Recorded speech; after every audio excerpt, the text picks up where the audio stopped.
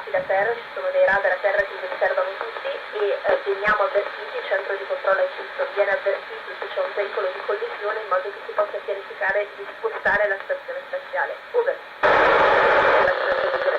Peso, non ho avuto nessun problema di adattamento e per quanto riguarda gli spazi alcuni devo dire che sono gli spazi molto grandi, quindi non c'è nessun pericolo in questo senso.